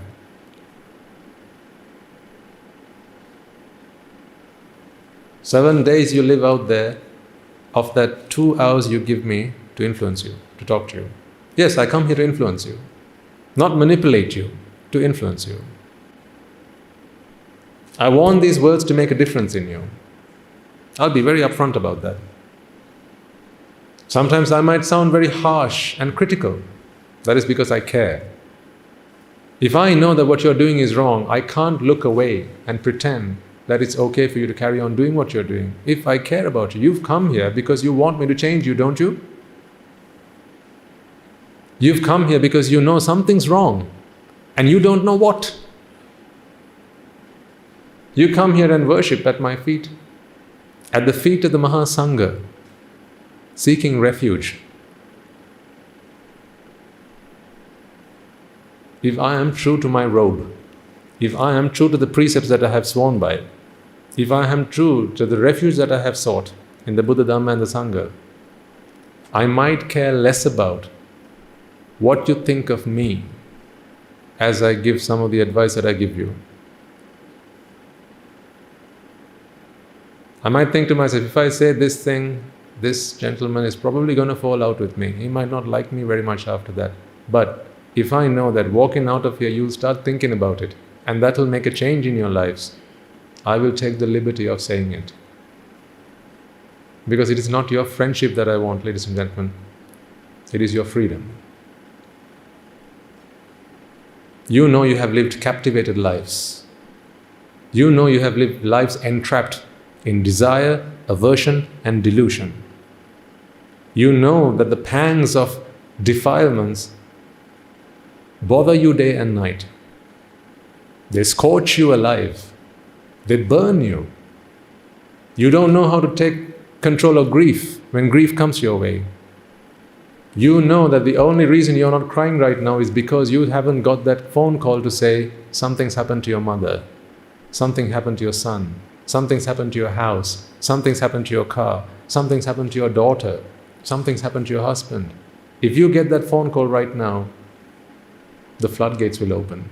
You know that. You know that the only reason you're not angry right now is because someone hasn't bumped into you yet. Someone hasn't said something to annoy you. Someone hasn't taken something that belongs to you without your permission. That's why you're not angry yet. That's why you're not annoyed. But as you go back onto the street, as you drive your car home today, if someone pulls up in front of you, you'll have a lesson to teach them, won't you?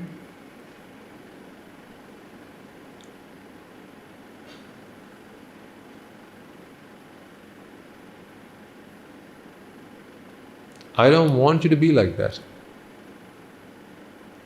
What if anything could happen in this world and you remained unflustered, unbothered?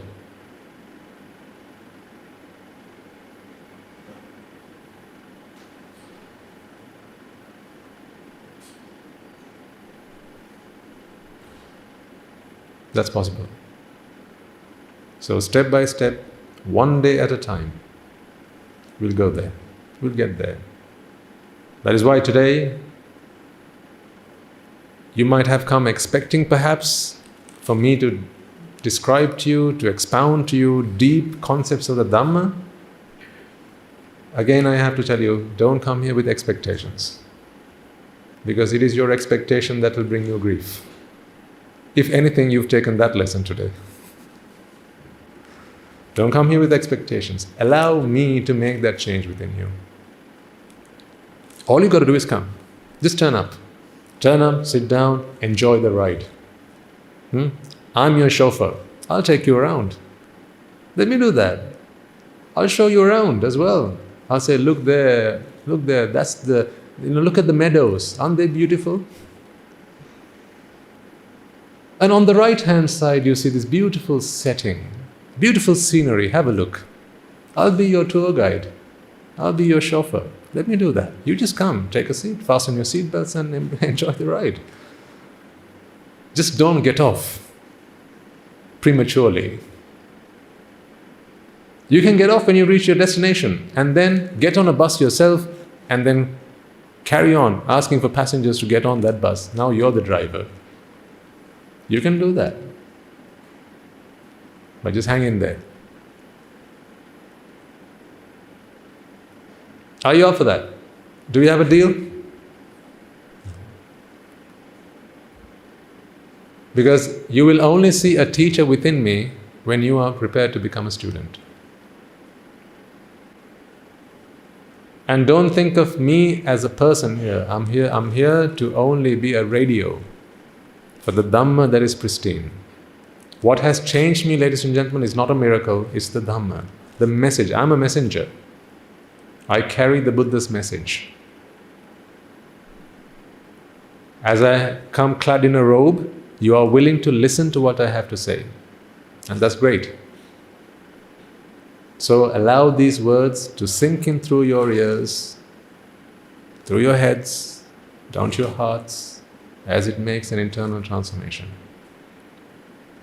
As a husband, I can help you become the best husband you can possibly be. I'll help you do that. As a wife, I'll help you become the best wife you could ever be. As a teacher, I'll help you become the best teacher that you could ever be.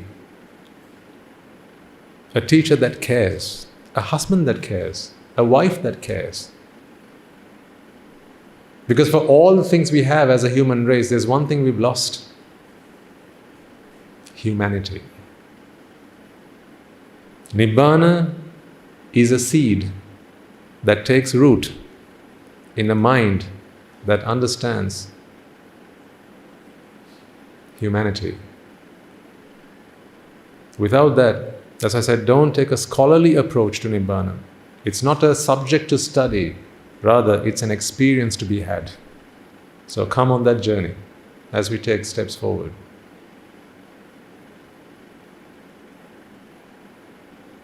Hurt people hurt people. You did your homework? Good. So there will have been occasions on which people would have hurt you. What I asked you to do last week was, whenever that happened, take a moment to relax, take a deep breath, and then remind yourself that the only reason they have hurt me is because they are hurt themselves. They are hurt. What they don't know, now you should know. They don't know that when they are hurt, it's because they don't have what they want. And because they want something, what they'll do is they'll try go get it from you. They'll try go steal it from you. They'll try to snatch it from you. Because what they don't understand is, to get something, you have to give it. They don't understand that, but you do. So when hurt people come to you, here's what you can do. Help them. Treat that wound as best you can. I'm not asking you to bend backwards, bend over backwards. In whatever capacity you can, help them. Perhaps it's a lending ear that you can give them. Perhaps it's a gentle word. You know, if someone bumps into you, just say, you're walking on the corridor, someone comes and bumps into you, right? And you know well and clear it's their mistake. Okay? Tell me, who should say sorry first? Them, right? Who should say sorry first? But they bumped into you. They didn't look where they were going. You were looking where you were going. You went along your path, that path is on there, but they came sideways and they bumped into you. Who should say sorry? Here's my way. I say sorry because if I wasn't there, they wouldn't have bumped into me. But that's not the only reason. Perhaps the reason that they weren't going straight was because they had a heavy burden they were carrying in their minds. Maybe they were stressed about something. If I can help them with just one word to help relieve that stress, just one word, and say, oh, I'm so sorry. I hope I haven't bothered you. I hope I haven't been an inconvenience to you. You know what that'll do? It will turn a frown upside down. What's a frown upside down? A smile.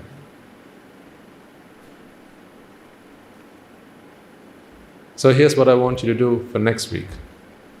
When you see someone who's a hurt person and they come around hurting you, because that's what hurt people do best. They hurt other people. Become an agent of the Buddha. Become an agent of the Sangha. And become someone who can turn a frown upside down. All you got to do is wear a smile on your face. It'll be difficult, I know, especially when you feel, but I am the one who has been injusticed. I am the one who's been treated unfairly. It could be even at home. Say your husband's having a go at you. Your wife's having a go at you. Don't retaliate. It's difficult, right? But you promise me, you're here for a change. It's going to be difficult. It's going to be incredibly difficult, I tell you. How do I know this?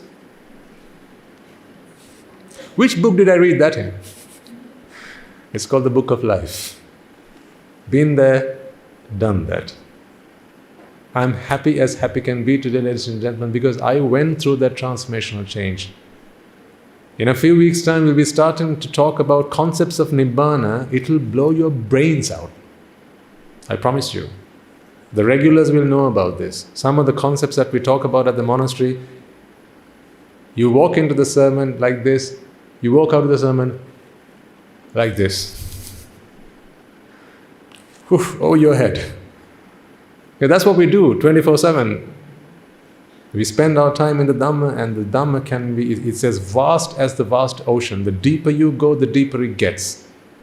So soon enough, we'll start talking about deep concepts of the Dhamma, which will impress you no end, because you will begin to understand that they have answers to the problems in life for no other reason. We are not impressed in the Buddha because he was the Buddha. We are impressed in the Buddha because he had problems to the answers, or the solutions to the problems in our lives. That's why. I take refuge in him, not because he's the Buddha. I take refuge in him because he had the solutions to the problems in my life. Today, you can't annoy me. I dare you. Try if you can. Today, you can't make me cry. I dare you. Try if you can. It's not possible today. Thanks to the Buddha, thanks to the Dhamma, and thanks to my teachers who represent the Mahasangha. I'm not saying my journey is complete. I have still yet to go. Someone asked me this question, Swaminatha, aren't you fear of death? I told you about this last week. Aren't you worried of dying? I'm very worried of dying because my journey is not complete yet. I still have a bit further to go. Until then, I have to hang in there.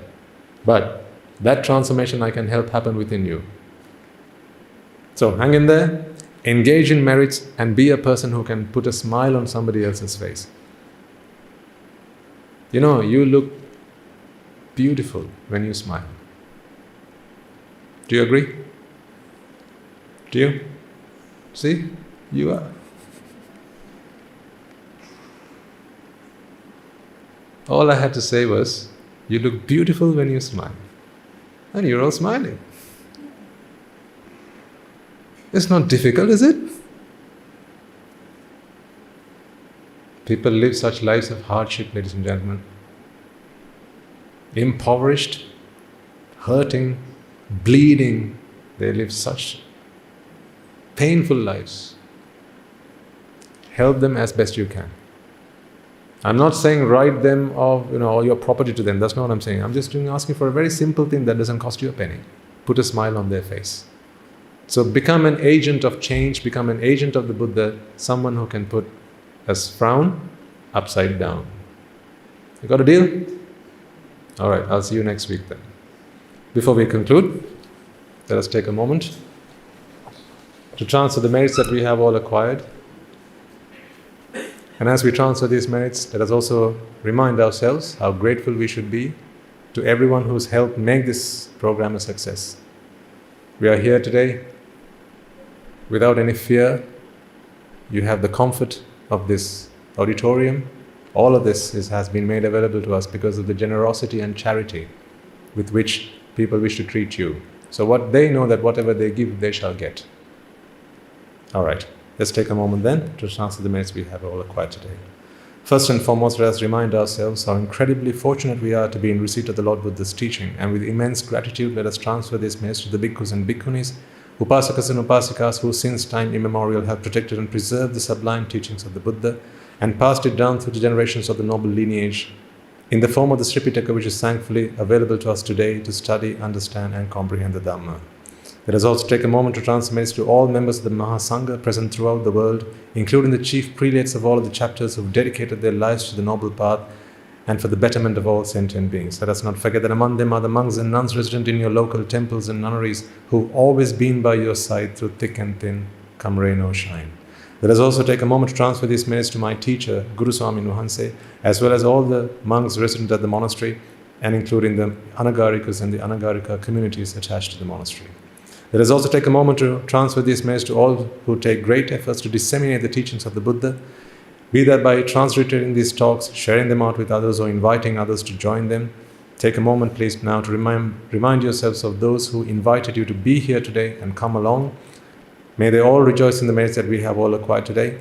By the merits that we have all acquired, by the power and the blessings of all these merits, if any of them have been born in the woeful plains, may they redeem themselves from those woeful plains, be born in the blissful plains. May they abstain from the unmeritorious deeds, fulfill the meritorious deeds, fulfill the noble eightfold path, and may they all attain the supreme bliss of Nibbana. Sadhu, sadhu, sadhu. Let us also take a moment to transfer merits to our mothers, fathers, husbands and wives, brothers and sisters, sons and daughters, uncles, aunts, nephews, nieces, grandparents, friends, acquaintances, employees and employees, and to all those who have helped us, supported us and assisted us in any way, shape or form that is possible to them. May by the power of these merits, may they be healed of any physical and mental ailments and overcome any obstacles to their spiritual progress. May by the power of these merits they abstain from the unmeritorious deeds, fulfill the meritorious deeds, fulfill the noble eightfold path, and may they all attain the supreme bliss of Nibbana. Sadhu, sadhu, sadhu. Let us also take a moment to transfer merits to the Devas and Brahmas, spirits and demons, primarily the Sakadeva as well as all the numerous gods and deities who have committed themselves to protect the Sambuddha Sasana and fulfill the Sambuddha Sasana. Let us also take a moment to transfer messages to your guardian deities who keep a watchful eye over us and keep us out of harm's way. May by the power of these merits they prosper in divine power and wisdom. May they abstain from the unmeritorious deeds, fulfill the meritorious deeds, fulfill the noble eightfold path, and may they all attain the supreme bliss of Nibbana. Sadhu, sadhu, sadhu. Let us also take a moment to transfer messages to those who have predeceased us, to our ancestors, to our forefathers, and to those who have made our lives comfortable as we know it today. By the power of these merits, if any of them have been born in the woeful plains, may they redeem themselves and be born in the blissful plain. May they abstain from the unmeritorious deeds, fulfill the meritorious deeds, fulfill the noble eightfold path, and may they all attain the supreme bliss of Nibbana. Sadhu, sadhu, sadhu. Let us also take a moment to transfer these merits to the members of the armed forces, as well as the police force who sacrifice their lives to protect the peace and harmony of our nation. It is thanks to them that today we can be here, listen to the Dhamma, engage in the path, and attain to Nibbana without any fear, without any worries. May these merits that we have all acquired be transferred to them. May they all rejoice in these merits. May they abstain from the unmeritorious deeds, fulfill the meritorious deeds, fulfill the noble eightfold path, and may they all attain the supreme bliss of Nibbana. Sadhu, sadhu, sadhu. Let us also take a moment to transfer merits to all those who lost their lives to natural calamities such as the tsunamis and earthquakes, landslides, forest fires, pandemics, blizzards, and so on. Reminding ourselves that among them will be those who have been friends and family to us this infinitely long journey of samsara. Let us take a moment to transfer these merits to them. May by the power of these merits if any of them have been born in the woeful plains, they redeem themselves and be born in the blissful plain. May they abstain from the unmeritorious deeds, fulfill the meritorious deeds, fulfill the noble eightfold path, and may they all attain the supreme bliss of Nibbana. Sadhu, sadhu, sadhu. And finally, may by the power and blessings of all the merits we have acquired throughout the day, we be able to witness the advent of many hundreds of thousands of arahants on this blessed land. And finally, may by the power of all the merits we have all acquired today, you and I, and everyone who's helped make this program a success, become an Arahatun Nuhanse, an Arahat Theranin Nuhanse, in this very life itself and in the era of the Gautama Supreme Buddha itself. Sadhu, sadhu, sadhu. May the blessings of the Noble Triple Gem be with you all. And the members of the Mahasangha will now transfer their blessings to you. Raga ginneng nidatva, dvesha ginneng nidatva, moha ginneng nidatva, Nibbana Parama Sukhayan සුඛිතතර වෙත්වා නිබ්බාන පරම සුඛයෙන් සුඛිතතර වෙත්වා නිබ්බාන පරම සුඛයෙන් සුඛිතතර වෙත්වා රාග ගිනි නිවේවා ද්වේෂ ගිනි නිවේවා මෝහ ගිනි නිවේවා නිවන් සැප ලැබේවා නිවන් සැප ලැබේවා නිවන් සැප ලැබේවා තුන්රුවන්ගේ සුවිසි අනන්ත මහා ගුණ බෙලෙන් සීල ලෝක සීල සත්වයෝම නිබ්බාන පරම සුඛයෙන් සුඛිතතර වෙත්වා සාදු සාදු සාදු